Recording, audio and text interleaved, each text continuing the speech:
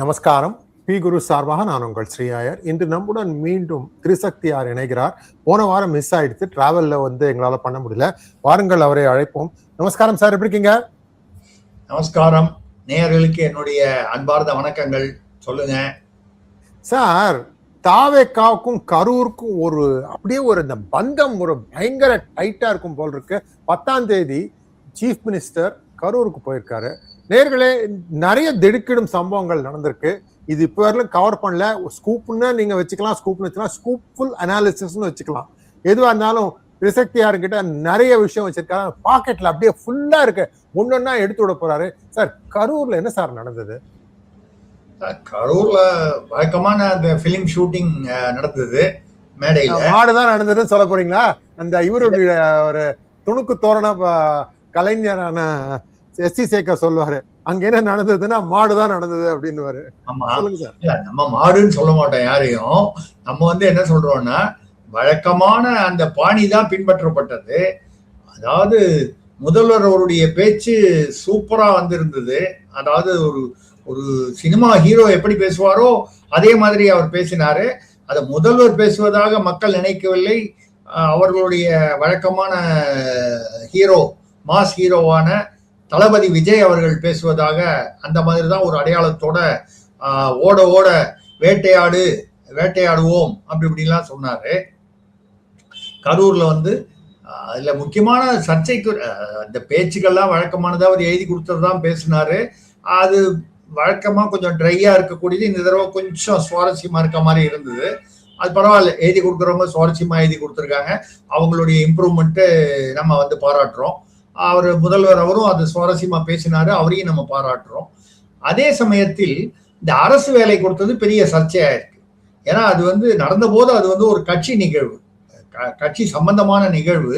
அதுல 41 பேர் இறந்து போனவங்களுக்கு அரசு வேலை கொடுத்தீங்கன்னா, நாளைக்கு அரசு வேலைக்கு படிக்காம, அதாவது படிச்சவங்களுக்கு எல்லாம் கொடுக்காம நடிச்சவங்க பின்னால போனவங்களுக்கு எல்லாம் வேடிக்கை பார்க்க போனவங்களுக்கு எல்லாம் இந்த மாதிரி கொடுத்தீங்கன்னா எப்படி அப்படிங்கிறது. இப்ப நான் கூட மற்ற இடங்களா பேசும்போது சொன்னேன். நாளைக்கே இன்னொரு நடிகர், இப்ப கூட சூர்யா அவர்கள் மறுபடியும் அவருடைய பிறந்த நாளுக்காக வாழ்த்துன்னு சொல்லி அது ரசிகர்கள் எல்லாம் ஒரு வழக்கமான பாணியில, இதே விஜய் ஒரு காலத்துல அந்த இயக்கமாக்கும் போது என்ன பண்ணாரோ அதே மாதிரி சூர்யா ஆரம்பிச்சிருக்காரு. தனுஷ் அவர்கள் சூர்யா சார், எஸ்.ஜே. சூர்யாவா இல்ல சிவகுமாரனுடைய மகன் சூர்யாவா? சிவகுமார் மகன் சூர்யா, சரவணனான சூர்யா சார். சரியா சொல்லணும் சார், சிவகுமாரின் மகன் சரவணனான சூர்யா. இப்ப நீங்க சரவணன் கூப்பிட்டா அவரே திரும்பி பார்க்க மாட்டாரு. அதனால நீங்க சரவணன் சொன்னா கன்ஃபியூஸ் ஆயிடுவார் அவரே. அதனால சூர்யான்னு தான் சொல்லணும். சோ சிவகுமாருடைய மகன் அவர்கள் சூர்யா. அப்புறம் தனுஷ் பாத்தீங்கன்னா, நடிகர் தனுஷ், எக்ஸ் மாப்பிள்ளை ஆஃப் ரஜினிகாந்த், அவர் பாத்தீங்கன்னா அவருடைய ரசிகர் மன்றத்துக்கு ஒரு கொடியை இன்ட்ரோடியூஸ் பண்றாரு. ரசிகர் மன்றத்துக்கு எதுக்கு ஒரு கொடி? அப்ப அந்த கொடியினாலே அடுத்தது இயக்கம், அதுக்கப்புறம் அரசியல். சோ நம்ம ஏற்கனவே முன்னாலேயே பி குரூஸ்லயே பேசியிருக்கோம். வரிசையா நடிகர்கள் வெயிட்டிங் டு பி சிஎம் லிஸ்ட்ல நிறைய நடிகர்கள் இருக்காங்க, 3-4 பேர் இருக்காங்கன்னு. இப்போ ஒன்னொன்னா வெளியில அந்த புற்றீசல் மாதிரி வெளியில வருது. வரட்டும், எல்லாருக்கும் நம்ம வாழ்த்துக்களை தெரிவிப்போம். இப்ப கரூருக்கு வந்தோம்னா, மேடையில பிரமாதமா பேசினாரு நம்ம முதல்வர் தளபதி விஜய் அவர்கள். ஓட ஓட திமுகவை தான் ஃபுல்லா டார்கெட் பண்ணி பேசினாரு.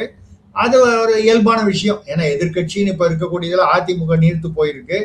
திமுக தான் எதிர்த்து பேசுறாரு. சமீபத்துல செந்தில் பாலாஜிக்கு எதிராக வழக்கு, அப்புறம் அந்த அனிதா ராதாகிருஷ்ணனுக்கு எதிராக வழக்கு, இப்படி நிறைய பேர். ஏவாவேலு சிங்கப்பூர்ல ஒரு மினிஸ்டர் ஒளிஞ்சுக்கிட்டு இருக்காருன்னு சொன்னாரு. ஆனால் நீதிமன்றங்களுக்கு போகும்போது அந்த வழக்குகள்லாம் சரியாக கையாளப்படவில்லை என்ற ஒரு என்ன சொல்றது, ஒரு ஆதங்கம் தாவேகாக்குள்ளேயே இருக்கு. இல்ல பொதுமக்கள் மத்தியில். செந்தில் பாலாஜியை முன்ஜாமீன் அவர் கேட்டாரு, கொடுத்துருச்சு கோர்ட்டு. ஏவாவேலுக்கு லுக் அவுட் நோட்டீஸ் கொடுத்தாங்க, அதை தள்ளுபடி பண்ணிடுச்சு நீதிமன்றம். ஸோ நீதிமன்றம் சொல்வதுதான் நீதி. ஏன்னா அது நம்ம தீர்ப்பை விமர்சனம் பண்றதுக்கு ஒன்றும் வேலை இல்லை. அவங்க ஆதாரங்களை வைத்து, வாதங்களை வைத்து தான் முடிவு பண்றாங்க. ஸோ அந்த மாதிரி வரும்போது இவர் அரசியல் ரீதியாக ஓட ஓட விரட்டுவோம், வேட்டையாடுவோம் அப்படிலாம் சொன்னாரு. அதெல்லாம் பரவாயில்ல. அந்த டயலாக்லாம் வழக்கமான டைலாக், பஞ்ச் டைலாக் எப்பவும் பேசுற மாதிரி பேசினாரு. அந்த வகையில இதுல ஒரு நிறைய பேர் அதுல கவனிக்க முடியாத இல்ல கவனிச்சிருக்காம விட்டுருக்கிற விஷயம் பாத்தீங்கன்னா, மேடையில இவர் இல்லை. நமது மூத்த அமைச்சரான அவர் ஆனந்த் அவர்கள், அதாவது புஷி ஆனந்த் என்று அழைக்கப்படும் ஆனந்த், அவர் மேடையில இல்லை, இந்த கரூர் மேடையில. இதை தவிர சர்ச்சை பாத்தீங்கன்னா, அவருடைய முதல்வருடைய நிகழ்ச்சிகளை பள்ளிகள் எல்லாம் எல்இடியில போட்டு பசங்களுக்கு எல்லாம் காமிச்சாங்கன்னு சொல்லி 2 ஸ்கூல் ஹெட்மிஸ்டர்ஸ் சஸ்பெண்ட் பண்ணியிருக்காங்க. அதெல்லாம் ஒரு பக்கம் இருக்க, அந்த மேடையில் புஷி ஆனந்த் அவர்கள் இல்லை. அந்த சமயத்தில் அவர் தன்னுடைய காருக்குள் உட்கார்ந்து அவருக்கு அழைப்பு இல்லை என்று சொல்லப்படுகிறது. அது எப்படி அவரை போய் அழைக்காம விட்டாங்க? ஏன்னு கேட்டா 3 பேர்ல தான் எஃப்ஐஆர். அந்த கரூர் 41 பேருக்கான எஃப்ஐஆர் இப்போ சிபிஐ விசாரணையில் இருக்க. ஒன்று அந்த உள்ளூர் நகர செயலாளர் மதியழகன், இன்னொன்று திரு புஷி ஆனந்த் அவர்கள் அமைச்சர், அப்புறம் இப்பொழுது அமைச்சராக உள்ள சிடிஆர் நிர்மல்குமார். இந்த 3 பேர்ல தான் எஃப்ஐஆர். பாக்கி பேர்லாம் சாட்சிகளாக விஜய் உட்பட, முதல்வர் விஜய் உட்பட இவங்கெல்லாம் சாட்சிகளாக. அந்த எஃப்ஐஆர்ல இடம்பெறக்கூடிய அவரை ஏன் விட்டாங்க? ஏன்னா நிச்சயமா அவர் ஏதோ வேணுமென்றே இந்த 3 பேரும் சேர்ந்துதான் 41 பேர் இழப்புக்கு காரணம் யாரும் சொல்லல. பட் கவனக்குறைவு, நிர்வாக குறைவு எல்லாம் சொல்லலாம். விஜய் இன்னொன்னு என்ன பண்ணிட்டாருன்னா, காவல்துறை தான் காரணம்னு ரொம்ப வெளிப்படையா சொல்லிட்டார். காவல்துறை தான் காரணம். இன்னைக்கு காவல்துறைக்கு அவர் தான் முதலமைச்சர். இப்ப அவருக்கு கீழே இருக்கிற காவல்துறைக்கே ஒரு தர்ம சங்கடம் ஏற்படுத்தக்கூடிய ஒரு நிலைமையில, அதுவும் சிபிஐ விசாரணை நடந்து கொண்டிருக்கும் போது, இன்னும் அறிக்கை வராத போது இவராகவே ஒரு தீர்ப்பு கொடுத்தா மாதிரி காவல்துறை தான் முழுசான காரணம்னு சொன்னாரு. சரி, அது அரசியலுக்காக அவர் சொன்னார்னு வச்சுக்கிட்டா கூட, புஷி ஆனந்த் ஏன் மேடையில் ஏற்றப்படவில்லை? அவர் ஏன் காருக்குள்ளேயே உட்கார்ந்து இருந்தார்? கட்சியில் என்ன நடைபெறுகிறது? அங்க ஏதோ புகைச்சல், புகை வருது, புகை வாசனை வருது. ஏற்கனவே இந்த பக்கம் 4 ஆலோசகர் உளவுத்துறையிலிருந்து தபால் போனா கூட முதல்வர் பிரிக்கிறது இல்லை, யாரோ 4 பேர் பிரிக்கிறாங்க, ஆலோசகர்கள் பிரிக்கிறாங்கன்றதெல்லாம் நிறைய கம்ப்ளைண்ட் எல்லாம் இருக்கு. அப்படி இருக்கும்போது நம்பர் 2 என்று சொல்லக்கூடிய விஜய் அவர்களுக்கு அடுத்தபடின்னு சொல்லி அறிவிக்கப்பட்ட புஷி ஆனந்த் அவர்களுக்கு ஏன் முக்கியம்? அதுவும் அவர் எஃப்ஐஆர்ல வேற, அதுவும் ஒரு விதமான தியாகம் தானே. அவர் போய் விசாரணை அட்டன் பண்ணிட்டு வர்றாரு, குற்றவாளி உண்டுன்ற மாதிரி குற்றம் சாட்டப்பட்டவராகிறார். அப்படி இருக்கிற ஒருத்தர் ஏன் ஏத்தல? அப்ப ஏதோ ஒரு அங்க மோதல், உள்ளுக்குள்ள புகைச்சல் இருக்கு அப்படிங்கிறது ஒரு தகவல். இந்த தகவல் எதனால அது காரணம் அப்படிங்கிறது இன்னும் வெளியில வரல. போக போக ஏதாவது காரணம் என்னன்னு தெரிய வரும். முதல்வர் அவர்கள் கரூர்ல போய் அந்த 31 பேருக்கு கொடுத்துட்டாங்க. இதுல நீதிமன்றம் வேற சொல்லிடுச்சு, இப்ப நீங்க நியமனம் பண்ணது தற்காலிகம் தான். இந்த வழக்குடைய தீர்ப்பு வரும் வரை அது இடைக்காலத்திற்கு நீங்க வேலை கொடுக்கலாமே தவிர நிரந்தரமாக அந்த வேலை கொடுப்பதா இல்லையா என்பது வழக்கின் தன்மையை பொறுத்து இருக்குன்னு சொல்லியிருக்கு. அது பொறுத்திருந்து பார்க்க வேண்டும். இதுதான். மிக்க நன்றி சார், மிக்க நன்றி சார். சார், இன்னொரு விஷயம் நான் பார்த்தேன். நான் நினைக்கிறேன் இவங்களுடைய ரைட்டர் டீம் நம்ம வீடியோலாம் பார்ப்பாங்கன்னு நினைக்கிறேன். நான் நிறைய 4-5 தடவை சொல்லிட்டேன், ரியல் லைஃப் இதற்கு வித்தியாசம் உண்டு அப்படின்னு. இது கூட ஏதோ மென்ஷன் பண்ண மாதிரி கேள்விப்பட்டேன் சிஎம். இல்ல, அவர் சிஎம் நான் ரீல்ஸ் முதல்வர் அல்ல, நான் ரியல் முதல்வர்னு சொன்னாரு. ரியல் முதல்வர்னு நம்மளே சொல்லிக்கிட்ட கூடாது, மத்தவங்க எல்லாம் சொல்லணும் இல்லையா? மத்தவங்க சொன்னாதான் அது. ஆனா அங்க பேசினது பூரா அந்த 41 பேருடைய இழப்புக்கு பின் அவர் இப்பதான் மேடையில அங்க கரூருக்கு இப்பதான் முதல் தடவை போறார். ஏன்னா இந்த 4 மாசமா போகல, அப்பவே போக வேண்டியது அவர் போல. அங்க கட்சி சார்பாக ஒரு நினைவு சின்னம் ஏற்படுத்துவோம் இந்த 41 பேருக்குன்னாரு. அது விமர்சனத்துக்கு உள்ளானது. ஏன்னு கேட்டா அவங்க என்ன ராணுவத்துல போய் உயிர் விட்டாங்களா இல்ல வேற ஏதாவது பண்ணாங்களான்னு. 2வது, கட்சி சார்பா யார் வேணாலும் யாருக்கு வேணாலும் நினைவு சின்னம் ஏற்படுத்தலாம். ஒரு தலைவருக்கு ஏற்படுத்தலாம், தியாகிகளுக்கு ஏற்படுத்தலாம். இந்த இந்திய எதிர்ப்பு போராட்டத்துல வந்தவங்களுக்கு எல்லாம் அப்ப எல்லாம் பேர்லாம் வச்சாங்க. அதுக்கப்புறம் அவங்க குடும்பம் எல்லாம் ஆட்சிக்கு வந்துதான். தமிழ்நாடுன்னு பேர் வச்ச சங்கர்லிங்கம், அப்புறம் தாளமுத்து நடராஜன், இந்த மாதிரி போராளிகள்லாம் அவங்க குடும்பம்லாம் எங்க இருக்குன்னே தெரியல திமுகல. ஆனா பாத்தீங்கன்னா ஒரே குடும்பம் தான் ஆட்சி பண்ணுது. அந்த மாதிரி நினைவு சின்னம் வைக்கலாம். வைகோ தனியா பிரிஞ்சு போன போது ஒரு 5 பேரோ 6 பேரும் தீ குளிச்சாங்க. கடைசியில அவரு திமுகல கூட்டணியில் இணைஞ்சாரு, மறுபடியும் போய் விட்டுட்டு வேற பக்கம் போயிட்டாரு. ஸோ பாவம் அந்த தீ குளிக்கிறவங்க, இந்த உயிரை விடுறவங்க எல்லாம் அவர்களை உண்மையிலேயே வேதனைக்குரிய விஷயம். அவர்கள் அரசியல்வாதிகளை புரிந்து கொள்ளாமல் வந்து தங்களுடைய உயிர் அவங்க குடும்பத்துக்கு தான் நஷ்டமே தவிர அரசியல்வாதிகள் அவங்க அரசியல் பண்ணிட்டு போயிட்டே இருக்காங்க. இதுதான் கரூரிலும் வெளிப்பட்டது. முதல்வர் வந்து என்னை பொறுத்த வரைக்கும் அவர் வந்து பேசும்போது அந்த வருத்தம் கொஞ்சம் கூட காமிச்சுக்காம, நடிகர் தானே, அவர் நினைச்சா வந்து அதை வந்து வருத்தமாகவும் கொஞ்சம் பேசியிருக்கலாம், கொஞ்சம் உருக்கமாகவும் பேசியிருக்கலாம். ஆனா அந்த இடைத்தேர்தலை மனசுல வச்சு பேசின மாதிரியே பேசினார். ஒரு தேர்தல் பரப்புரை மாதிரி இருந்ததே தவிர அந்த 41 பேருடைய இழப்புக்காக ஒரு உருக்கமாகவோ வருத்தமாகவோ, நான் என்ன சொல்றேன், நீங்க நடிச்சா கூட பரவாயில்ல. அரசியல்வாதிகளா நடிக்கும் போது நடிகரா இருந்த அரசியல்வாதி ஏன் நடிக்க கூடாது? தப்பு ஒண்ணும் இல்லை. அவர் அன்பில் மகேஷ் வந்து போய் குலுங்கி குலுங்கி அழுதாரு ஆஸ்பத்திரியில. அப்படி இருக்கும்போது விஜய் அவர்கள் மேடையில வந்து கொஞ்சம் அப்படி உருக்கமா பேசியிருந்தால் அது கொஞ்சம் ஆறுதலாக இருந்திருக்கும். சரி, இந்த கமேனியினுடைய ஃபியூனரல் பாத்தீங்களா? பார்த்தேன். 28ஆம் தேதி பிப்ரவரியில அவர் இறந்திருக்காரு. இப்போ வந்து ஜூலை 4, எத்தனை மாசம் ஆச்சு? அதுக்கப்புறம் வந்து அவருக்கு வந்து நடப்பு நடக்கிறது. அதுல அந்த ஸ்பீக்கர் அழறார் பாருங்க சார். அவன் ஈரான்ல தண்ணீர் பற்றாக்குறையா போயிடுதுன்னு கேள்விப்பட்டேன் சார். அந்த அளவுக்கு எழுதிருக்காரு அவரு. ஆமா, இல்ல இதெல்லாம் வந்து அதான் சொல்றேன். ரெண்டாவது விஜய் மாதிரி ஒரு மாஸ் ஹீரோ இத்தனை படம் 69 படங்கள்ல நடிச்சிருக்காரு. ஜனநாயகன் கூட 24ஆம் தேதி என்னமோ ரிலீஸ் ஆக போகுதுன்னு சொல்றாங்க. அதெல்லாம் ஆயிட்டு போட்டோம். கிளிசரின் போடாம வந்து ஆழ முடியாதா என்ன? அதுதான் நான் சொல்றேன். அன்பில் மகேஷ் என்ற அரசியல்வாதி கிளிசரின் போடாம அவரால் ஆழ முடியுது. 69 படத்தில் மாஸ் ஹீரோவாக நடித்து இவ்வளவு பெரிய பிரபலமாக இருக்கக்கூடிய முதல்வர் விஜய் அவர்கள் கிளிசரின் போடாம அழறா மாதிரி ஒரு பாவனையாவது காமிச்சிருக்கலாம் அந்த வருத்தத்தை தெரிவிக்கிறதுக்கு. ரைட்டு, சரி, அவர் வந்து அந்த இடைத்தேர்தலை மனதில் வைத்துக்கொண்டு அவர் பண்ணியிருக்காரு. இப்போ பாத்தீங்கன்னா அந்த கரூர் வந்து நீங்க சொன்ன மாதிரி சொல்லுங்க சார். கரூரை விட்டு போகவே மனசு வர மாட்டேங்க சார். முக்கியமா என்னன்னா இந்த கண்ணீர் விடுதல் அப்படிங்கிறது பாருங்க, இது ஒரு கைவந்த கலை. 1950களில் சாவித்ரி அவர்கள் முதல் முறையாக சென்னைக்கு டெஸ்ட்டுக்கு வராரு, ஸ்கிரீன் டெஸ்ட்டுக்கு வராரு. அவருடைய மாமாவோ யாரோ தான் அழைச்சிட்டு வராங்க. கிராமத்துல இருந்த பொண்ணு இங்க வராங்க.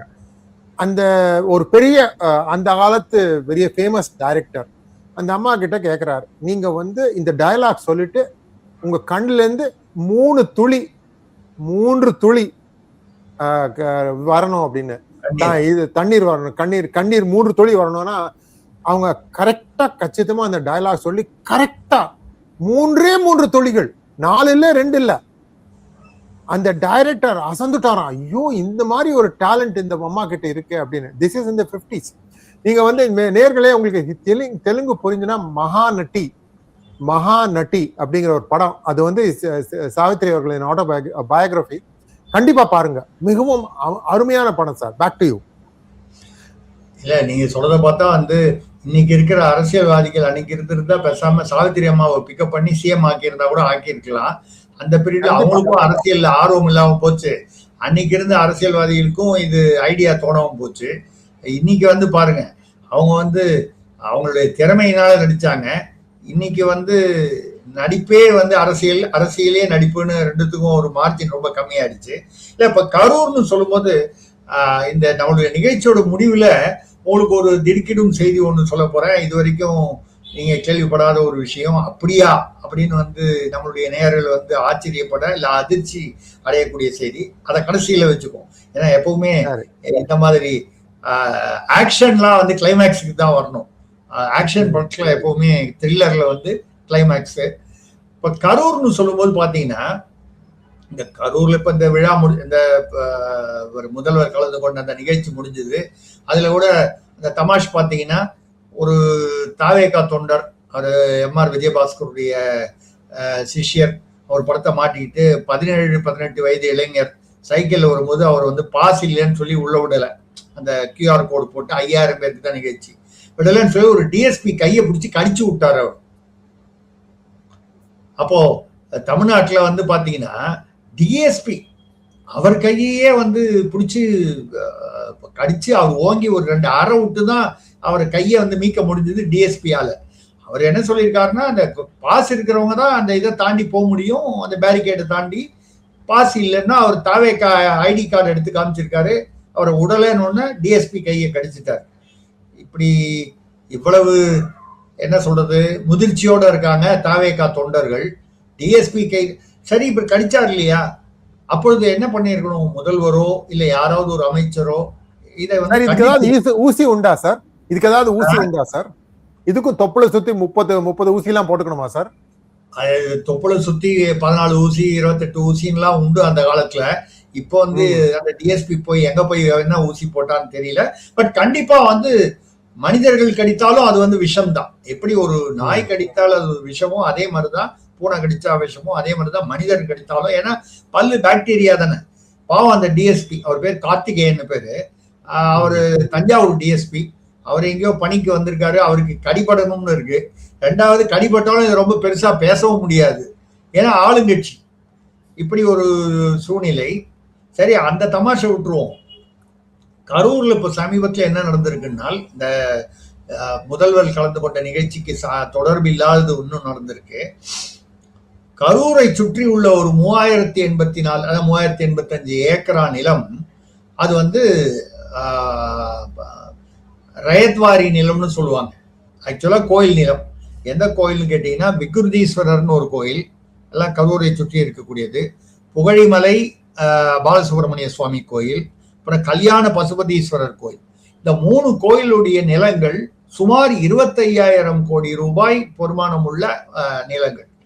இந்த நிலங்களை இப்பொழுது தனியார்களுக்கு இதனால் வரை பத்திரப்பதிவு செய்யக்கூடாது என்று பத்திரப்பதிவு திமுக ஆட்சியில் ஒரு அதை வந்து உயர்நீதிமன்றம் வரைக்கும் போய் நீதிமன்ற தடை வரல, நீதிமன்றம் உத்தரவு போடல. அப்போ திமுக ஆட்சியில என்ன பண்ணிட்டாங்கன்னா, நாங்களே வந்து ஜியோ இஷ்யூ பண்ணிட்டோம், இந்த மாதிரி அதை விற்க கூடாதுன்னு தடை பண்ணி ஹெச்ஆர்என்சி டிபார்ட்மெண்ட்ல இருந்து நாங்க வந்து உத்தரவு போட்டோம் அப்படின்னு நீதிமன்றத்துல சொன்னதுனால வந்து நீதிமன்றம் வந்து அதை வழக்க தள்ளுபடி பண்ணிடுச்சு. அவங்களே தான் வந்து தடை பண்ணிட்டாங்களேன்னு. அந்த தடையை நீக்கி தாவேக விஜய் தலைமையிலான அரசு இப்பொழுது அதை வந்து அந்தந்த நிறைய பேர் தனியார்களுக்கு அந்த நிலங்களை 25,000 கோடி ரூபாய் பொறுமானம் உள்ள நிலங்களை விற்பனை செய்வதற்கு இவங்க ஜியோ போட்டாங்க, உத்தரவு. இப்பொழுது இந்த இடத்துல வந்து 2 விஷயம். திமுகவே உயர்நீதிமன்றத்திற்கு பயந்து கொண்டுன்னு சொல்லக்கூடிய அவங்க வந்து நிறுத்தி வச்சிருந்தாங்க, தடை உத்தரவு போட்டிருந்தாங்க. அதை இப்பொழுது நீக்கி தனியார்களுக்கு கொடுக்கும் பொழுது திமுக அரசு பரவாயில்ல அப்படிங்கிற ஒரு எண்ணம் வரக்கூடிய ஒரு சூழ்நிலை. இந்த சின்ன கோடு பக்கத்துல பெரிய கோடு போட்ட மாதிரி அந்த மாதிரி ஒண்ணு. இன்னொன்னு வந்து பாத்தீங்கன்னா, இதே மாதிரி பழனி தண்டாயுதபாணி அங்க சுவாமிகள் மடம்னு ஒண்ணு இருக்கு. அங்க வந்து டிசம்பர் 2025 திமுக அரசு இருக்கும்போது நிலங்களை வந்து இலவச வாகனம் நிறுத்துமிடம், பார்க்கிங், ஃப்ரீ பார்க்கிங் லாட், இதுக்காக அலாட் பண்ணி வச்சிருந்தாங்க. சரி அது கூட வந்து தப்பு இல்லைன்னு சொல்லுவேன், பக்தர்கள் வந்தா நிறுத்துறதுக்காக. அதாவது அது நிறைய சேகர்பாபு காலத்துல வந்து குன்னூர்ல யாருமே மாசத்துக்கு 50 பேர் வரக்கூடிய 500 பேர் வரக்கூடிய ஒரு பிள்ளையார் கோயிலுக்கு 15 கோடிக்கு பார்க்கிங் லாட் கட்டினது, அதெல்லாம் ஊழலுக்காகவே கட்டப்பட்டது, அது தனி. ஆனா பழனி என்பது ஒரு லட்சக்கணக்கான மக்கள் வரக்கூடிய ஒரு திருத்தலம்.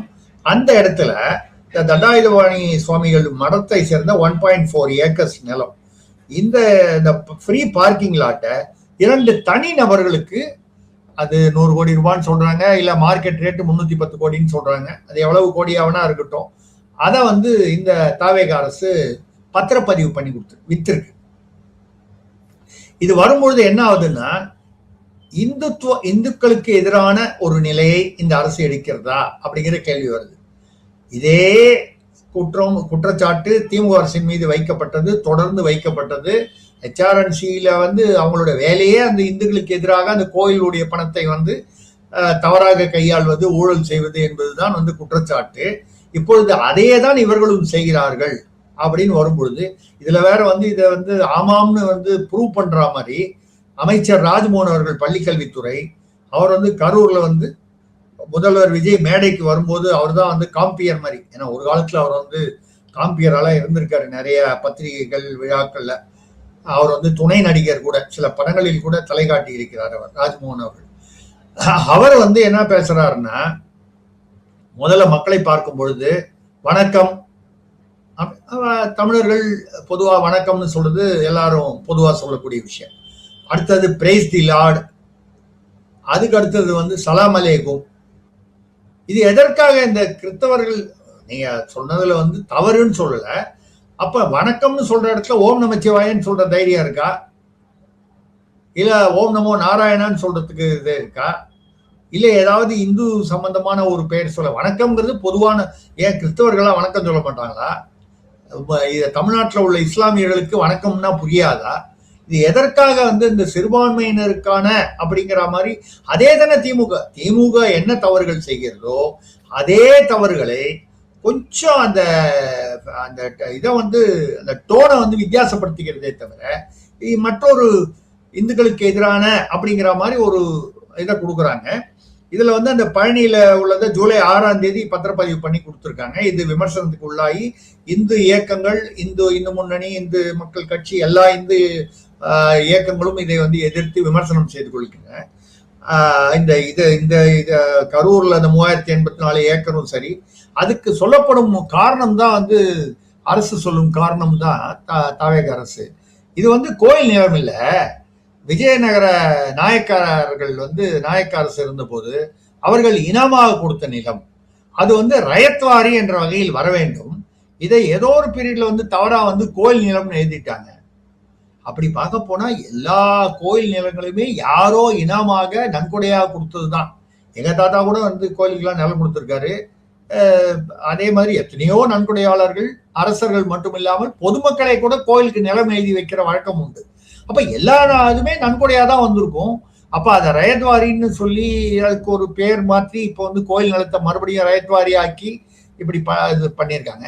இதுல அதிர்ச்சி தரக்கூடிய ஒரு விஷயம் என்னன்னா, தாவேக அரசு சிறுபான்மைக்கான அரசு, நிறைய கிறிஸ்தவ மதத்துக்கு அதிக முன்னுரிமை கொடுக்கிற மாதிரி தெரியுது. அங்க உள்ள மூத்த நிர்வாகிகள், அவர்கள் அதாவது அப்பா நியமனம் செய்யும் அதிகாரிகள்லாம் வந்து கிறிஸ்தவர்களாக இருக்கக்கூடாதுன்னு நம்ம சொல்லலை, கிறிஸ்தவர்களாக மட்டுமே இருக்கணுங்கிற மாதிரி ஒரு எண்ணம், அந்த பிம்பம் வந்துடக்கூடாது, ஜாக்கிரதைன்னு தான் சொல்றோம்.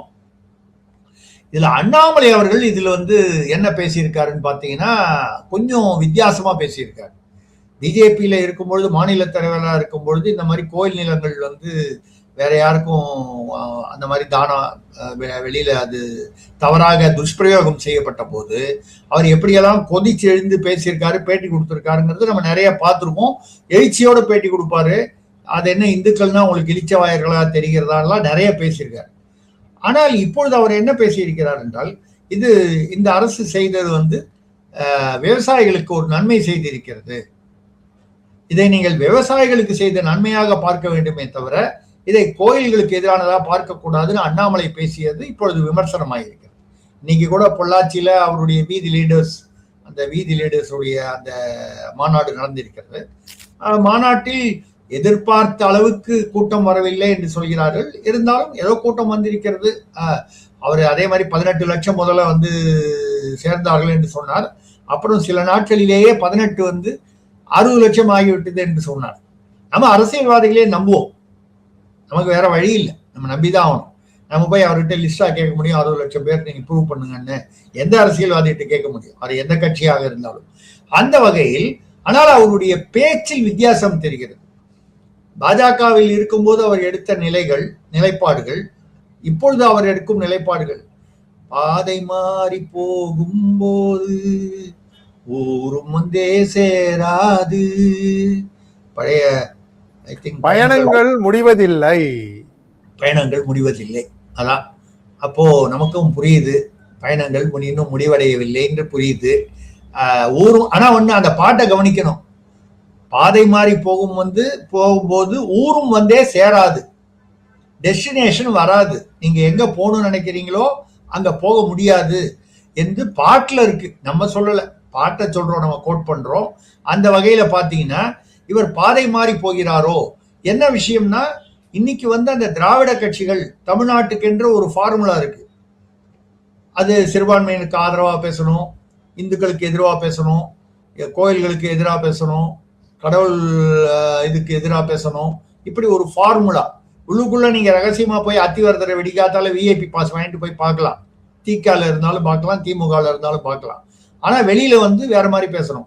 திருப்பதி கோயிலுக்குள்ள போய் பூர்ண கும்ப மரியாதை வாங்கிட்டு வந்து அவர்கள் கனிமொழி வெளியில வருவாங்க. வெளியில வந்துட்டு திருப்பதி உண்டியலுக்கு பாதுகாப்பு எதற்கு, சாமி தான் எல்லாரையும் பாதுகாக்கிறவர், அவருக்கே உண்டி. சரி, அதெல்லாம் ரைட்டு. அப்படி இருக்கும்போது நீங்க ஏன் போய் அது போய் பூர்ண கும்ப மரியாதை ஏத்துக்கிட்டு அதை உள்ள போய் கும்பிட்டுட்டு வந்தீங்க அப்படின்னு கேட்டா பதில் சொல்ல மாட்டாங்க.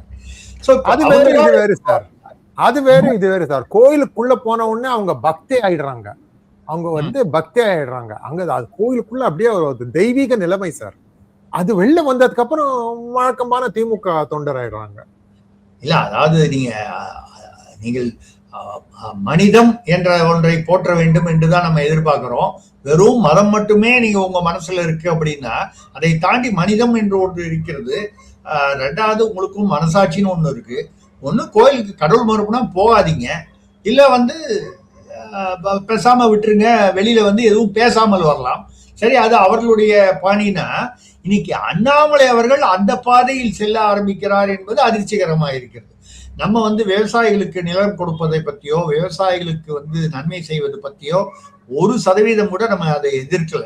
ஆனால் கோயில் நிலங்களை எடுத்து தனியார்களுக்கு வந்து தாரை வார்ப்பது எந்த விதத்தில் நியாயம்?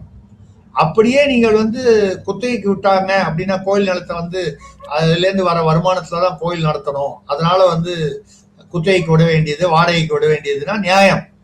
பத்திரப்பதிவு செய்து கொடுத்துட்டாக்க இதுக்கப்புறம் வந்து அந்த கோயிலுக்கு எப்படி வருமானம் வரும்? சோ அப்போ இதே அண்ணாமலை பாஜகவில் மாநில தலைவராக இருக்கும்போது என்ன பேசினார், எப்படி பேசினார்? இப்பொழுது தனியாக ஒரு இயக்கம், அநேகமாக எப்போ வேணாலும் கட்சி ஆரம்பிக்கக்கூடிய ஒரு சூழ்நிலையில் இப்பொழுது அவர் என்ன பேசுகிறார் என்று பார்க்கும் பொழுது, விஜயநகர சாம்ராஜ்யம் கொடுத்தாங்கன்னு இப்ப விஜயநகர சாம்ராஜ்யம் எவ்வளவு வருஷம் ஆச்சு சார்? நம்ம வந்து கிட்டத்தட்ட பல நூற்றாண்டுகளுக்கு முன்னால. அதை காரணம் காட்டி இப்பொழுது வந்து அதை நியாயப்படுத்துவது என்னன்னா, விவசாயிகளுக்கு அந்த நிலத்தை குத்தகைக்கு விடுங்கள், அதற்கான உரிமைகளை கொடுங்கள். அவர்கள் பேர் பத்திரப்பதிவு பண்ணீங்கன்னா, அந்த பத்திரப்பதிவு பண்ணும்போது என்ன, அடுத்த ஒரு வருஷத்துக்குள்ளேயோ 2 வருஷத்துக்குள்ளேயோ அந்த நிலத்தை வந்து ஒரு அரசியல்வாதி வந்து பிளாட் போட்டு அங்க வந்து பிளாட் கட்டிட்டாங்கன்னா, விவசாயிகள் என்ற பெயரில் அப்படித்தானே. இப்போ பாத்தீங்கன்னா சென்னையில பல இடங்கள்ல உயர்நீதிமன்றம் இப்போ நேற்று முந்தானே இந்த 1 நாள் 2 நாளுக்கு முன்னால அவங்க கொடுத்த தீர்ப்புல, இந்த பக்கம் அந்த கீழக்கட்டளை, மடிப்பாக்கம், அந்த மேடவாக்கம், இந்த மாதிரி அந்த பகுதி தாம்பரம், சேலையூர் இந்த பகுதிகளில் ஏரியை ஒட்டி இருக்கிறவங்க எங்கெல்லாம் பிளாட் போட்டு வித்திருக்காங்களோ, ஏரிகளை கன்வெர்ட் பண்ணி எந்த காலத்திலோ அந்த இடத்தெல்லாம் விற்கக்கூடாது, பத்திரப்பதிவு பண்ணக்கூடாதுன்னு சொல்லிட்டாங்க. அப்ப அங்க பிளாட் எல்லாம் வந்திருக்கு. ஒரு பெரிய பெரிய இந்த 2020 வெள்ளத்துல வந்து பாத்தீங்கன்னா கார்லாம் வந்து படகு மாதிரி மறந்து போற மாதிரி, இந்த பூர்வங்கரா அந்த மாதிரி சில பிளாட்ஸ் எல்லாம் ஏன்னு கேட்டா அதெல்லாம் ஏரிய பிளாட்டா போட்டு அப்ரூவல் போட்டு வித்தது. அதாவது பிரைவேட் ப்ரமோட்டர் அவங்க வந்து வாங்கினாங்க, அவங்க ப்ரமோட் பண்ணாங்க, டெவலப் பண்ணாங்கன்றதை தாண்டி அது ஏரியாக இருந்தது. அந்த நிலம், அந்த நீர் எங்க போகும்? மழை வெள்ளம் வந்தால் இந்த பிளாட்டுக்குள்ளதான் வரும், இந்த காம்ப்ளெக்ஸுக்குள்ளதான் வரும். இத மாதிரி நீங்க வந்து விவசாயிகள் பேரில் இன்னைக்கு கொடுக்குறீங்களே, அது அட்லீஸ்ட் நீங்க கொடுக்கும் பொழுது அதுல வந்து ஒரு 5 வருஷத்துக்கு விற்கக்கூடாது, இல்ல இது இத்தனை வருஷங்களுக்கு ஒரு தடை இருக்கு, அந்த இடத்துல பிளாட் போட்டு வரக்கூடாது, அந்த மாதிரி ஏதாவது ஒரு கண்டிஷனலா நிபந்தனையோடு போட்டாலும் பரவாயில்ல. ஜாமீன் கொடுக்கும் போதெல்லாம் அது கூட இப்போ கோர்ட் வந்து நிபந்தனை போடுது. ஆனா அந்த நிபந்தனையை யாரும் வந்து கண்டுக்கிறது இல்லைன்னு வைங்க. செந்தில் பாலாஜிக்கும் அவர் தம்பிக்கும் ஜாமீன், முன்ஜாமீன் கொடுக்கப்பட்டது. டெய்லி காலையிலயும் சாயந்தரமும் திருவல்லிக்கணி காவல் நிலையத்துல வந்து கைது போடணும்னு சொன்னாங்க. இது வரைக்கும் 3 நாள் ஆச்சு, 4 நாள் ஆச்சு. அவங்க 2 பேரும் வந்ததா தெரியல. செய்திகள் வந்து அவர்கள் வந்ததாகவோ இதில் வழக்கமாக அந்த வீடியோவில் வந்துடும், அவர் வந்தாலே ஃபோக்கஸ் வந்துடும். அவங்க இது வரைக்கும் வரல. ஆச்சரியகரமாக தவேகாவுடைய ஆட்சியில அவர்கள் வரலன்றதை வச்சு உடனே கண்டெம்ட் ஆஃப் கோர்ட்டும் போடல. இந்த முன்ஜாமீன் கொடுத்ததுக்கு எதிராக உச்ச நீதிமன்றத்திலையும் வழக்கு போடல. எல்லாருமே எதிர்பார்த்தது என்னன்னா, இந்த முன்ஜாமீன் இங்க அதாவது முன்ஜாமீன் அப்பீலுக்கு போவாங்க, அது உச்ச நீதிமன்றத்துல போகணும், மறுநாளே போவாங்கன்னு எதிர்பார்த்தாங்க. போல இப்போ 3-4 நாளா அவங்க வந்து அந்த கம்ப்ளை பண்ணல அந்த கண்டிஷன்ஸ். ஆனாலும் தாவேக அரசு எதனால் வந்து அமைதியாக இருக்கிறது? ஏன் அவர்களை விட்டு வைத்திருக்கிறது? அப்ப செந்தில் பாலாஜியை ஓட நாங்க விரட்டுவோம், வேட்டையாடுவோம்னு சொல்வதெல்லாம் வெறும் வசனம் தானா? இதற்கு பின்னால் என்ன மர்மம் இருக்கிறது? தாவேக அரசின் அமைதிக்கு பின்னால் மேல்முறையீடு போகாததற்கு பின்னால், உண்மையிலேயே நடவடிக்கை எடுக்காததற்கு பின்னால் என்ன ஒரு மர்மம் இருக்கிறது? இந்த இடத்துல நான் வந்து நம்ம கிளைமேக்ஸ்க்கு போயிடுவோமா? கண்டிப்பா sir. Sir sir sir sir கிளைமேக்ஸ்க்கு போறதுக்கு முன்னால நீங்க சைலண்டா இருக்கீங்க அப்படின்னு பத்தி ஏதோ சொன்னீங்க. சைலண்டா இருக்கு தாவேக்கா அப்படின்னு. சார் இப்ப நம்ம பேச போற விஷயம், நீங்க எனக்கு ஒரு ஹிண்ட் கொடுத்திருந்தீங்க. 2 எஸ் நேயர்களே. முதல் வார்த்தை சைலண்ட்ல உள்ள எஸ், 2வது வார்த்தை என்னங்கிறது இவர் சொல்லுவாரு. இது வந்து இவருக்கு ஒரு பட்டப்பெயர் மாதிரியே கொடுக்கலாம். ஏன்னா இவர் வாயமுடன் இந்த வழுமுன்னு பண்ற விஷயங்கள் இருக்கு பாருங்க. அப்பப்பப்பப்பா, இது வந்து 1ஆ 2ஆ எடுத்து சொல்ல புதுசா என்ன சார் நடந்தது சார்? எல்லாருக்கும் வந்து ஏன் சைலண்டா இருக்காங்க அப்படின்னு ஒரு ஒரு ஒரு என்ன ஒரு சந்தேகம், சில யூகங்கள், குழப்பங்கள் வரும். ஏன் அன்னைக்கு சாயந்தரமே முன்ஜாமீன் ரத்தானோன்னு மறுநாள் காத்தால உச்ச நீதிமன்றத்துக்கு போயிருக்கலாமே? அரசு செலவு தானே, ஒன்றும் செலவு கூட அவசியம், கவர்மெண்ட் தானே செலவு பண்ணுது, மக்கள் பணம் தானே. அதுவும் போல 3 நாளா அவங்க காத்தால சாயந்தரம் வரலங்கும் போது அப்படின்னு சொல்லும்பொழுது அது வேற ஏன் அப்படிங்கிற ஒரு கேள்வி.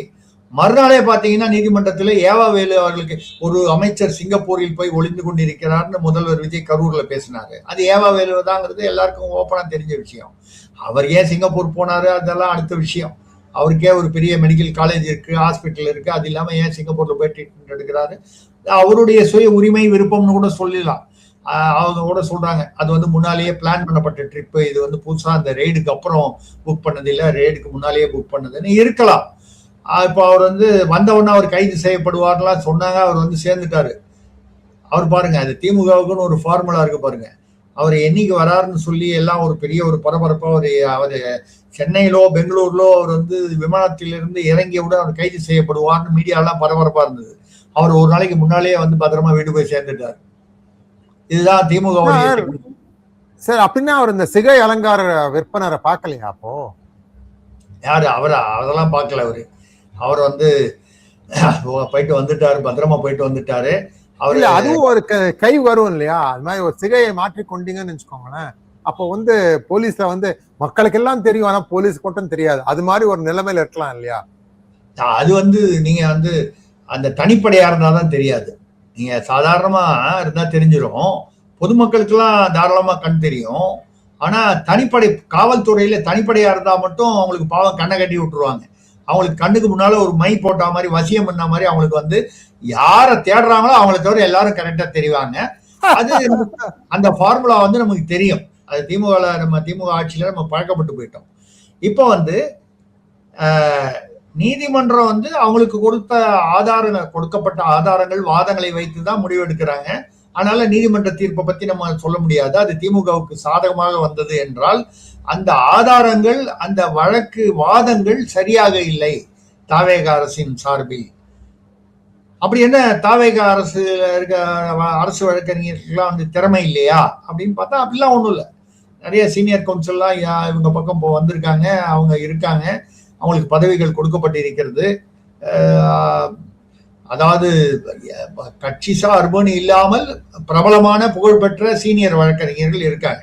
நம்ம பேர் சொல்லி யாரையும் சங்கடப்படுத்த விரும்பல. ஆனால வந்து அப்ப இதெல்லாம் தாண்டி ஏன் வந்து அரசுக்கு பின்னடைவு, தாவேக அரசிற்கு, தமிழக அரசிற்கு பின்னடைவு, நீதிமன்றத்தில் ஒரு தோற்க வேண்டிய ஒரு சூழ்நிலை, இதுதான் கேள்வி. அந்த மர்மம் இந்த இடத்துலதான் ஒரு செய்தி. என்ன செய்தி அப்படின்னு சொன்னால், பக்கத்து வீட்டுக்கார் தெரியுமா உங்களுக்கு? எல்லாரையும் விட அவரு புஷி ஆனந்த் அவர்கள் கரூரில் காரில் வந்து உட்கார வைக்கப்பட்டார், மேடையில் அழைக்கப்படவில்லை. அவர் வந்து நம்பர் 2, அதாவது ஆட்சியில கட்சியில நம்பர் 2 என்று சொல்லப்படுபவர். அவருக்கு அந்த நிலைமை. ஆனால் வந்து ஆலோசகர்கள் என்பவர்களுக்கு ஆர்டர் இஷ்யூ பண்ணதே, ஜிஓ இஷ்யூ பண்ணதே வெளியில இது வரைக்கும் சொல்லல. ஆனா சில பேர் வந்து என்ன சொல்றது, பவர் சென்டர், ஒரே ஒரு பவர் சென்டர் முதல்வர் பதவி பிரமாணத்தை நீங்க சொன்னாரு. ஆனா எத்தனை பவர் சென்டர்னு அவருக்கே எண்ண முடியாத அளவுக்கு பவர் சென்டர்கள் அதிகமாக இருக்கின்றன போல இருக்கு. அந்த மாதிரி ஒரு அது என்ன, பக்கத்து வீட்டு பருவ மச்சான், அந்த காலத்துல ஒரு பாட்டு கேட்டிருப்பீங்க, பக்கத்து வீட்டு பருவ மச்சான் அப்படின்னு. என்னமோ ஒரு இடம் கொடுத்தான்னு. இந்த பருவ மச்சான் வந்து இடம் கொடுத்தா மாதிரி தெரியல, இடத்தை எல்லாம் எடுத்துக்கிறார் மாதிரி தெரியுது. அதாவது இடம்னா முதல்வர் மனதில் இடம் எடுத்துக்கொண்டிருக்கிறார். அந்த வகையில் பாத்தீங்கன்னா அவர் விஷ்ணு ரெட்டி. இந்த விஷ்ணு ரெட்டி அவர்தான் பல முடிவுகளை எடுக்கிறார். அவர் ஆலோசகரா இல்லையா என்பது இன்னும் உறுதிப்படுத்தப்படவில்லை. போட்டிருக்காங்க ஜியோ, ஆனா வெளியில வரலன்னு சொல்றாங்க. அப்படியே போட்டதாகவே வைத்துக் கொள்வோம், அவர் ஆலோசகர் என்றே வைத்துக் கொள்வோம். அதை மீறி அவர் பல முடிவுகளை எடுக்கிறார். முதல்வர் எடுக்க வேண்டிய பல முடிவுகளை அவரை சுற்றி உள்ள நால்வர், நம்ம ஆதவர்ஜுனாவை பத்தி பேசல, புஷி ஆனந்த் அவர்களை பத்தி பேசலாம், அவங்களாம் மூத்த அமைச்சர்கள். அவர்கள் இல்லாமல் ஜான் ஆரோக்கியசாமி, விஷ்ணு ரெட்டி, அந்த ஜோசியர் ஒருத்தர் ஏற்கனவே, அதுக்கப்புறம் ராம்குமார் என்ற இன்னொரு தொழிலதிபர், இந்த மாதிரி ஒரு 4 பேர் தான் பல முடிவுகள் எடுக்கிறாங்கன்னு சொல்றாங்க. இது ஒரு அரசுக்கு ஆரோக்கியமானது இல்லை அப்படிங்கிறது ஒரு பக்கம். இதை விட அதிர்ச்சிகரமான செய்தி, இந்த விஷ்ணு ரெட்டியுடைய மைத்துனர் அவர் திமுகவின் முதல் குடும்ப மாப்பிள்ளைக்கு மிக மிக நெருங்கிய நண்பர் என்பதுதான் இப்பொழுது நேற்று வந்திருக்கும் செய்தி. நண்பரா இருக்கிறதுல தப்பு இல்லை, யார் வேணாலும் யார் கூட வேணாலும் நட்பா இருக்கலாம்.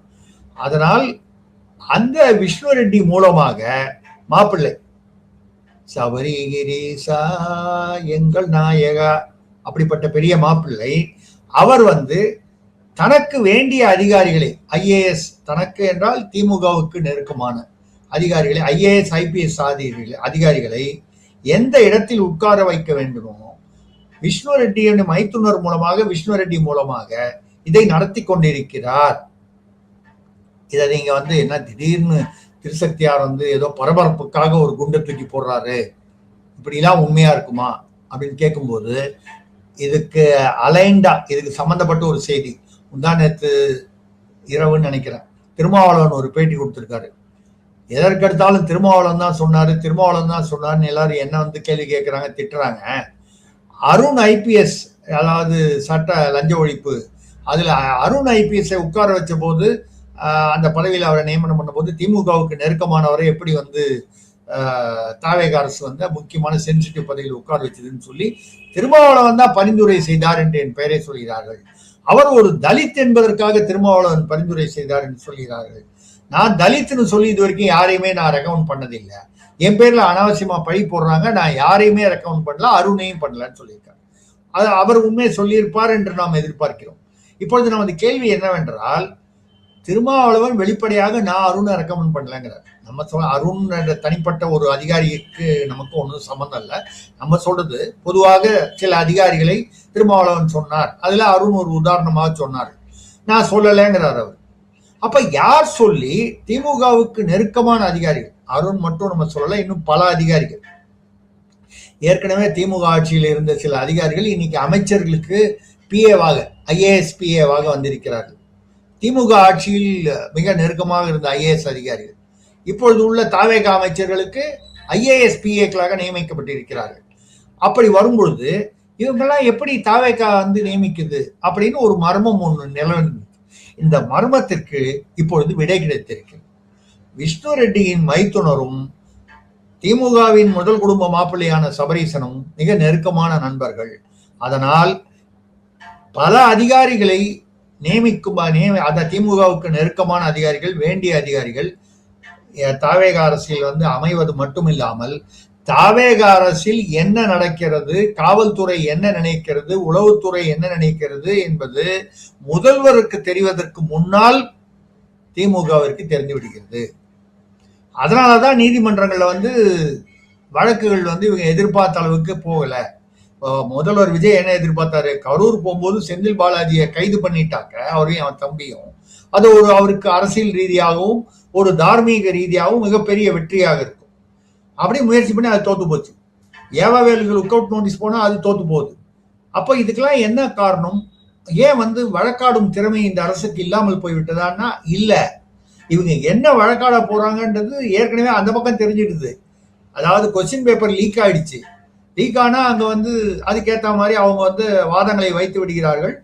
இப்பொழுது இந்த சபரீசனுக்கும் விஷ்ணு ரெட்டியின் மைத்துனருக்கும் உள்ள நட்பு, அதன் மூலமாக தாவேக அரசையே இவ்வளவு நாள் நம்ம புஷி ஆனந்த் ஆட்டி வைக்கிறாரா, இல்ல ஆதவர்ஜுனா தான் ஆட்டி வைக்கிறார் என்று சிலர் சொன்னார்கள். இல்ல ஜான ஆரோக்கியசாமி, அருண்ராஜ், சிடிஆர் நிர்மல்குமார், அப்புறம் அந்த ஜோதிடர், இப்படி பல பெயர்கள் அடிபட்டது. இவங்கெல்லாம் ஆட்டி வைக்கிறாங்க. கடைசியில பார்த்தா இவங்க யாருமே இல்லை போல இருக்கு. சபரீசன் தான் ஆட்டி வைக்கிறார். ஆட்டி வித்தால் யாதொருவா ஆடாதோ கண்ணா அப்படிங்கிற மாதிரி இன்னைக்கு தாவேகா ஆட்சியை ஆட்டிவிப்பது தாவேகாவினர் யாருமே இல்லை. திமுகவின் முதல் குடும்ப மாப்பிள்ளை தான் ஆட்டி வைக்கிறார் என்றால், அதனாலதான் முதல்வருடைய எதிர்பார்ப்பிற்கு இல்ல தாவேகா தலைமையுடைய எதிர்பார்ப்பிற்கு எதிராகவே நீதிமன்றங்களிலும் சரி, அரசியல் நிகழ்வுகளும் சரி, பல விஷயங்கள் நடந்து கொண்டிருக்கின்றன. இதற்கு காரணம் பக்கத்து வீட்டு பருவ மச்சான். இதுதான் இது இது இது இந்த இந்த ஒரு பேரதிர்ச்சி. அப்படியா இருந்தா எப்படி விஜய் ஒரு ஆட்சியை அவரால் அதாவது ஃப்ளூயண்டாக, ஸ்மூத்தாக, மக்களுடைய தாவேகாவிற்கு நல்ல பெயர் வரும்படி நடந்து கொள்ளக்கூடிய ஒரு சூழ்நிலையே வராது போல இருக்கிறது. விஜய் அவர்களுக்கே தெரியாமல் அவரை சுற்றி நிறைய ஒரே மர்ம கதைகள். விஜய் அவர் நிறைய மர்ம கதைகளை நடிச்சிருக்காரு, த்ரில்லர் எல்லாம் நடிச்சிருக்காரு. பட் அவரை சுத்தி நிறைய த்ரில்லர்கள் இருக்கும் போல இருக்கிறது, அவருக்கே தெரியாமல். இப்படிப்பட்ட ஒரு சூழ்நிலை தான் இன்னைக்கு இருக்கு. இந்த மறைமுகமாக இருந்து திமுக ஆட்டி வைக்கிறது என்றால் அதுக்கு திமுக ஆட்சியே இருந்துட்டு போயிருக்கலாமே. அவர்களுடைய மறைமுக ஆட்சி தான் தாவேகா. இது விஜய்க்கு அவருக்கு தெரிஞ்சிருந்தா கட்டாயம் தடுத்திருப்பாரு, நமக்கு நம்பிக்கை இருக்கு. ஆனா அவருக்கு தெரிய விடாமல் இது நடக்கிறது என்றால், இத்தனை பேருக்கு வெளியில தெரியுது, அவருக்கு தெரியல என்றால், அது கொஞ்சம் பல யூகங்களுக்கும் பல கருத்துகளுக்கும் அது இடம் கொடுக்கிறது. முதல்வர் விஜய் விரைவாக இந்த மாதிரி ஒரு சூழ்நிலை இருந்தால் அந்த சூழ்நிலையை மாற்ற வேண்டும். இல்லை என்றால் அவர் மாற்றம் என்று சொல்வது மக்களுக்கு மட்டும் இல்லாமல் அவருக்கும் சேர்த்து ஏமாற்றமாக அமைந்துவிடும் என்பதுதான் நமது கருத்து. சார், நான் நினைச்சேன் நீங்க இந்த வாரணம் ஆரியம் பாட்டுல ஒரு வரி வரும் தெரியுமா? மைத்துனன் நம்பி மதுசூதனன் வந்தென்னை கைத்தலம் பற்ற கனாக்கண்டேன். சார், மதுசூதனன்ங்கிறதுக்கு விஷ்ணுவும் ஒரே பேர் தான் சார், ரெண்டும் ஒரே ஆள் தான். குறிக்கிறது விஷ்ணுவை தான், பகவானை தான். அதனால நான் நினைச்சேன் ஒருவேளை நீங்க அந்த மாதிரி போவீங்கன்னா நீங்க வேற ஏதோ ஆட்டு வைத்தார் யார் வரன்னு, அதுவும் இஃபெக்டிவ் தான், இல்லைன்னு சொல்ல. இந்த மாதிரி இந்த பாடல்களையே நம்ம இந்த ஹேங் அவுட்லாம் பண்றோம்னு யாராவது சொல்ல போறாங்க பாருங்க, நம்மளுக்கு காமெண்ட் கொடுக்க போறாங்க. நீங்க பாடல்கள் இல்லாமல் உங்களால நீங்க ஹேங் அவுட் பண்ண முடியாதா அப்படின்னு ஒரு பெரிய கேள்விக்குறியோட வரப்போறது. இருந்தாலும் நாங்க முயற்சி பண்ணுவோம். ஏன்னா பாடல் மனதில் பதியும் விஷயம். அதனால்தான் திரிசக்தியார். சார், நீங்க திரிசக்தியார்னு பேரை வச்சுட்டு முதல் 6 லெட்டர் உங்க பேர்ல இதையே சொல்ல மாட்டேங்கிறீங்க. வெளில முதல் 6 இங்கிலீஷ்ல எழுதணும். சரி, அது நீங்க பேச்ச பேரை நீங்க எடுக்கவே மாட்டேங்கிறீங்க இப்பெல்லாம். இல்ல அந்த என் பேரை சொல்லும் போதெல்லாம் அந்த பேருக்கு ஆட்டோமேட்டிக்கா வந்துருது சார். நான் சொல்ல வேண்டியதே இல்லையா சார்? நீங்க திரிசக்தின்னு சொல்லும் போதெல்லாம் முதல் 3 வார்த்தையிலேயே வர வேண்டியவங்க எல்லாம் வந்துடுறாங்களே சார். நான் விரும்பினாலும் வந்துடுறாங்களே. அதனால நான் கூப்பிடணும்னு அவசியம் இல்லை. ஆனால் உங்களுடைய ஆர்வம் எனக்கு புரிகிறது. அவர்கள் வருவார்கள், உரிய நேரத்தில் வருவார்கள், உரிய இடத்தில் அமர்வார்கள் என்று எனக்கும் தோன்றுகிறது. அது அந்த சமயத்துல நம்ம பேசுவோம். இன்னைக்கு நம்ம பேசுறது பேசுறோம் யாரையோ குறிப்பிட்டு தனியார நம்ம தாக்குறோம்னு சொல்லுவாங்க, இல்ல விமர்சனம் பண்றோம்னு சொல்லுவாங்க. சரி, தமிழ்நாட்டிற்கு என்ன ஆண்களே தான் சிஎம்மா வரணுமா? ஏன் நடுவுல பெண்கள் மாறி மாறி வரக்கூடாதா அப்படின்னு ஒரு நியாயமான கேள்வி இருக்கு இல்லையா? 35%, 33% சொல்லும் போது சில கட்சிகள் சொல்றாங்க 50% கொடுக்குறோம்னு சொல்றாங்க. அந்த மாதிரி ஒரு ஒரு ஒரு ஆண் சிஎம் வரலாம், அதுக்கப்புறம் ஒரு பெண் சிஎம் வரலாம், எப்படி வேணாலும் வரலாம் சார். பெண்களுக்கு முன்னுரிமை கொடுக்க வேண்டியது தமிழ்நாட்டு சமுதாயத்தினுடைய பாரம்பரியம் இல்லையா? அதனால விரைவில் எதிர்பாருங்கள். லேட்டா வந்தாலும் லேட்டஸ்டா வருவாங்க அப்படின்னு சொல்றீங்க? ஆமா, கண்டிப்பா. ஆனா வருவாங்க. அதாவது ரஜினி ஒரு படத்துல சொல்லுவாரு, எப்போ வருவேன் எப்படி வருவேன்னு தெரியாது, ஆனா வருவேன் அப்படிம்பாரு அவருடைய ஸ்டைல்ல. அதே மாதிரி எப்போ வருவாங்க எப்படி வருவாங்கன்னு தெரியாது, ஆனா வருவாங்க. நன்றி சார். சொல்ல முடியும். இந்த போர் சொற்களுடன் நாங்க இத ஹேங் அவுட் இதோட நிறுத்திக்கிறோம். உங்களுக்கு இது பிடிச்சிருக்கும் நாங்க நினைக்கிறோம். நிறைய பேர் சொல்றாங்க ஸ்ரீ ஐயர் வந்து ராவணா சேனலுடைய அவர் வேற அவர் தன் பாணியில அவர் பண்றாரு, நான் இன்னொரு பாணி எனக்கு தெரிஞ்ச மாதிரி பண்றேங்க. எங்களுக்குலாம் வந்து இது ஒரு சுவாரஸ்யமா இருக்கணும். உங்களுக்கு கதா காலட்சேபம் மாதிரி இல்லாட்டாலும் துணுக்குகள் நிறைந்து ஆனா ஃபேக்ட்ஸ் இருக்கும் உள்ள. அந்த ஃபேக்ட்ஸை வந்து நீங்க தான் எடுத்து செப்பரேட் பண்ணி உங்களுக்கு புரிஞ்சுக்கணும். அதுதான் எங்களுடைய குறிக்கோள். அதுதான். அதுக்கப்புறம் உங்களுக்கு என்ன நடக்கிறது உங்க இஷ்டம். நீங்க எப்படி அதை இமேஜின் பண்ணிக்கிறீங்களோ அதை நீங்க பண்ணிக்கலாம். மிக்க நன்றி சார். தேங்க்யூ. நமஸ்காரம். மிக்க நன்றி. வணக்கம். நேயர்களுக்கு வணக்கம். நன்றி.